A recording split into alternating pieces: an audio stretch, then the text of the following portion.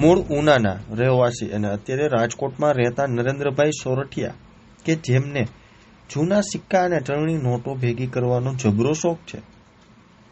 લોકો તેને કોઈનમેન તરીકે પણ ઓળખે છે. નરેન્દ્રભાઈ 12 વર્ષના હતા ત્યારથી તેમને જૂના સિક્કાઓને અને ચલણી નોટોનો સંગ્રહ કરવાનો જબરો શોખ છે. આ શોખના કારણે તેને લાખો રૂપિયાના ખર્ચીને અલગ અલગ 200થી વધુ દેશના 1.50 લાખ કરતાં પણ વધારે સિક્કાઓ અને ચલણી નોટો ભેગી કરી છે. ત્યારે જુઓ અમારો ખાસ અહેવાલ.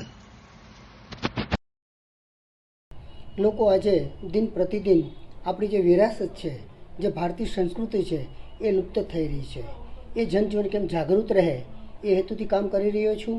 આજે ડિજિટલ યુગ બહુ સારો છે, એનો કોઈ હું વિરોધ નથી કરતો, પણ એની સાથે પણ આપણી વિરાસત કે જે આપણી ભારતીય સંસ્કૃતિ હોય એ જળવાઈ રહે અને નવી પેઢીને પણ ખ્યાલ આવે કે આ આપણા વડીલો, આપણા બાપુજી, દાદા, દાદી, કાકા, મામા, ફઈ જે કોઈ પૂર્વજો જે વાપરતા 2500-2600 વર્ષ પહેલાં સિક્કાઓ, એ સિક્કાઓ એ પહેલાં બાર્ટર પદ્ધતિ હતી. ત્યારબાદ 2જી સદીથી 6ઠી સદીના સિક્કા, ત્યારબાદ 565 રજવાડાઓ જે ભારતની અંદર હતા એમના સિક્કાઓ રાજાના હતા, એ પણ સિક્કાઓ છે. ત્યારબાદ આપણા ભારતની અંદર અંગ્રેજ લોકો હતા, બ્રિટિશ સમય, ઈસ્ટ ઇન્ડિયા કંપની, એમના પણ તમામ સિક્કાઓ મારા સંગ્રહમાં છે. આપણે નામ સાંભળ્યા હોય પણ લાઈવ ક્યારેય જોયા નથી હોતા, એ પણ તમને જોવા મળશે મારા સંગ્રહમાં.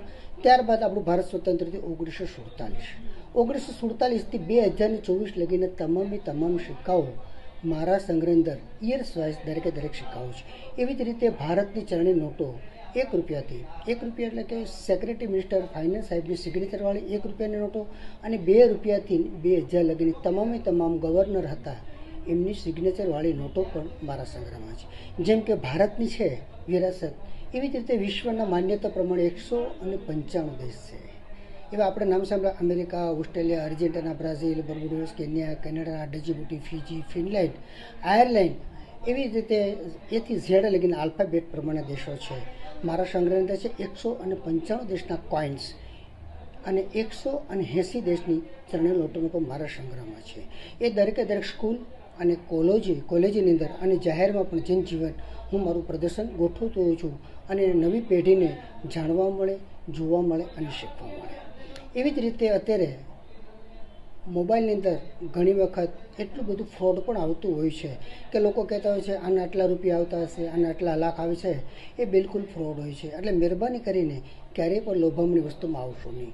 એમાં ખાસ કરીને કહેશે કે વૈષ્ણોદેવીના સિક્કા, ગેંડાચા 25 પૈસાના સિક્કા, 786 નોટના એટલા રૂપિયા આવશે. પછી કહેશે કે સ્ટારવાળી નોટના એટલા રૂપિયા આવશે. પછી કહેશે મોરછાપના એટલા રૂપિયા આવશે, ઇન્દિરા ગાંધીના સિક્કાના એટલા રૂપિયા આવશે. એ બિલકુલ ફ્રોડ હોય છે. એ બધું બિલકુલ કોમન હોય છે.